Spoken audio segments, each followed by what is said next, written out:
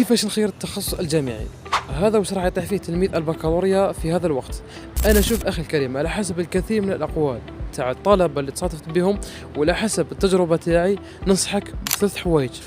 اولى الرغبه تاعك، الثانيه القدره تاعك، الثالثه الفرصه.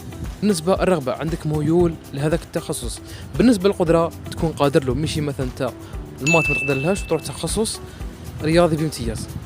بالنسبه للفرصه، فرصه عمل، يعني لازم يكون هذاك التخصص يضمن لك فرص عمل كي تخلص التخصص ولا الدراسة تاعو.